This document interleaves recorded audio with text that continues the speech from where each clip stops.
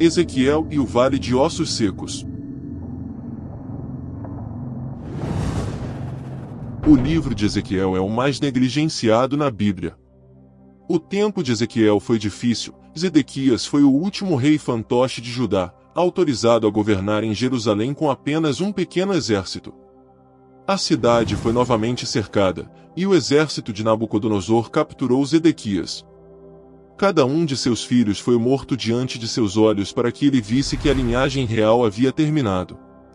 Então, arrancaram seus olhos para que a última coisa que visse fosse a morte de seus filhos. Posteriormente, Nabucodonosor ordenou a destruição total de Jerusalém. Foi nesse momento que Ezequiel foi chamado para pregar, embora estivesse a milhares de quilômetros de distância de Jerusalém, no cativeiro na terra da Babilônia. Deus desejava fornecer a esperança necessária ao seu povo escolhido, que, devido à sua maldade, havia ficado desesperançoso após ser levado cativo. O Senhor permitiu que o rei da Babilônia, Nabucodonosor, entrasse e conquistasse a terra deles, tornando o povo cativo na distante e exótica Babilônia, deixando-os desanimados. A visão do Vale de Ossos Secos é principalmente sobre os filhos de Israel, mas também tem implicações práticas para nossas próprias vidas. Ezequiel 37 versículos 1 e 2. A mão do Senhor veio sobre Ezequiel, transportando-o em espírito até o vale cheio de ossos. Ele os viu por todos os lados, muitos e completamente secos. Ele não mudou a localização de Ezequiel, mas deu-lhe uma sensação vívida interna de que tinha sido levado a um vale cheio de ossos. A secura indicava que eles estavam lá por um período prolongado. Os ossos também sugeriam que o vale já foi habitado, mas não o era mais. O Senhor queria que a mente e o coração de Ezequiel fossem profundamente afetados pela aparente falta de esperança da situação. Se não tomarmos cuidado, nossos lares podem se decompor em um monte de ossos secos à medida que ignoramos as regras familiares da palavra de Deus. Quanto mais ignoramos, mais provável é que se tornem um esqueleto. Alguns cristãos, que uma vez caminharam com o Senhor, tornaram-se um monte de ossos, vivendo no que eram em vez do que deveriam ser. Efésios 6, 1 a 4 nos adverte sobre a importância da obediência dos filhos e do papel dos pais na criação dos filhos. Ezequiel 37, 3 relata que Deus perguntou a Ezequiel se esses ossos poderiam viver. Ezequiel respondeu que apenas o Senhor sabia, indicando a impossibilidade da situação. Ao contemplarmos a importância do dia, podemos também refletir sobre os tempos que se aproximam.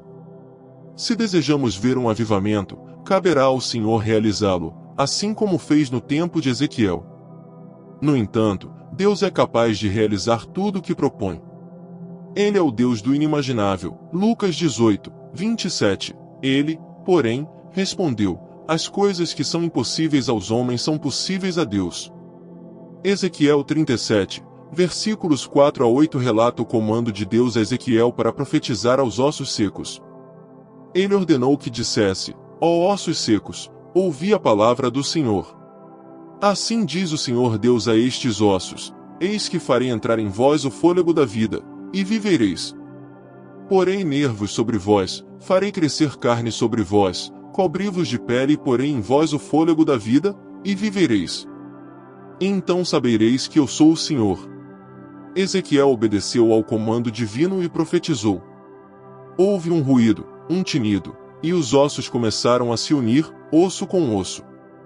À medida que ele observava, nervos e carne surgiram, a pele os cobriu, mas ainda não havia fôlego neles.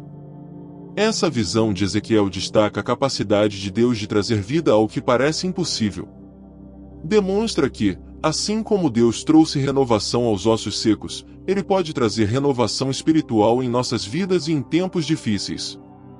Podemos confiar na promessa de Deus de que o que é impossível para os homens é possível para Ele. Assim, ao refletirmos sobre o significado do dia, podemos depositar nossa esperança no poder transformador do Senhor, confiando que Ele pode trazer vida e avivamento, mesmo nas situações mais desafiadoras. Posteriormente, Ezequiel recebeu instruções do Senhor para pregar aos ossos que já estavam mortos. Deus estava mostrando a Ezequiel uma verdade crucial que todos nós precisamos compreender: a proclamação da palavra de Deus carrega consigo poder. A vida a ser encontrada na Bíblia, ela oferece vida e fé àqueles que a recebem. Ezequiel testemunhou um evento miraculoso. Os ossos começaram a se fundir, os músculos e a carne começaram a crescer sobre os esqueletos, e em breve seus corpos estavam cobertos com pele. No entanto, eram nada mais do que um grupo de corpos mortos movendo-se de maneira ordenada. Hebreus 4, 12. Pois a palavra de Deus é viva e eficaz, mais afiada do que qualquer espada de 2 gumes, ela penetra até o ponto de dividir alma e espírito, juntas e medulas, e julga os pensamentos e intenções do coração.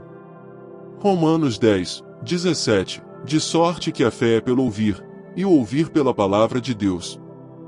Ezequiel recebeu uma nova instrução de Deus para profetizar fôlego de vida.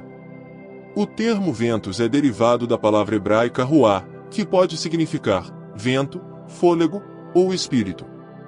Ezequiel estava descobrindo que tudo que as pessoas realizam é vão, a menos que o Espírito Santo esteja presente. A presença do sopro divino da vida é essencial, da mesma forma que foi para Adão. Uma pessoa nasce do Espírito quando nasce de novo. Deus deve infundir vida espiritual em nossos corações. Ezequiel testemunhou uma notável demonstração de vitalidade à medida que o exército se levantava. Gênesis 2, 7. Então, formou o Senhor Deus ao homem do pó da terra e soprou em suas narinas o fôlego de vida, e o homem tornou-se um ser vivente.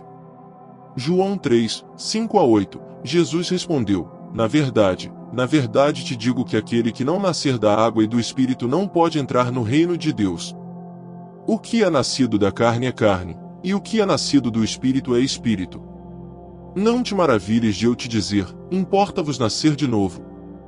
O vento assopra onde quer, ouves a sua voz, mas não sabes de onde vem, nem para onde vai, assim é todo aquele que é nascido do Espírito. Ezequiel cumpriu a ordem divina e profetizou, e o fôlego entrou neles, e viveram, levantando-se como um exército extremamente grande. Ezequiel 37, 10. Essa narrativa destaca o poder transformador da palavra de Deus e a necessidade da presença do Espírito Santo para dar vida espiritual. Ezequiel capítulo 37, versículos 11 a 13. Então ele me disse: Filho do homem, estes ossos são toda a casa de Israel. Eis que dizem: os nossos ossos se secaram, e pereceu a nossa esperança, estamos de todo cortados. Portanto, profetiza, e dize-lhes: assim diz o Senhor Deus: eis que eu abrirei as vossas sepulturas, e vos farei subir das vossas sepulturas, ó povo meu, e vos trarei a terra de Israel. Então sabereis que eu sou o Senhor, quando eu abrir as vossas sepulturas, e vos fizer subir das vossas sepulturas, ó povo meu. Neste trecho, Deus revela a Ezequiel que os ossos secos representam toda a casa de Israel. O povo de Israel sentia que sua situação era desesperadora, perdendo a esperança e se considerando cortado. Deus promete uma reviravolta nacional, trazendo-os de volta à vida e à sua terra. Esta visão esclareceu-se, e Deus destacou seu significado edificante. Mesmo que os israelitas tivessem perdido toda esperança, Deus prometeu um avivamento nacional, restaurando-os não apenas à vida, mas também à sua antiga glória e terra. Ezequiel capítulo 37, versículo 14. Porém em vós o meu espírito, e vivereis, e vos porei na vossa terra, e sabereis que eu, o Senhor, disse isso e o fiz, diz o Senhor. Deus completa a visão, revelando a Ezequiel que ele colocará seu espírito neles, trazendo-os à vida e os estabelecendo em sua própria terra. A promessa é clara: Deus falou e realizará. Isso destaca a importância da palavra e do Espírito Santo no avivamento espiritual. Paulo também enfatiza o papel do Espírito Santo na transformação espiritual em 2 Coríntios 3, 17 e 18, mostrando que onde o Espírito do Senhor está, há liberdade, e somos transformados de glória em glória pela presença do Espírito. A passagem destaca a transformação espiritual trazida pela palavra de Deus e a atuação do Espírito Santo, ilustrando a importância desses elementos para experimentar a presença de Deus. A analogia das ossadas secas sendo revivificadas serve como exemplo clássico de avivamento, onde a revitalização espiritual ocorre por meio da palavra e do Espírito. Os crentes são chamados a compartilhar essa mensagem de esperança com aqueles que estão espiritualmente mortos, confiando no Espírito Santo para orientação e fortalecimento.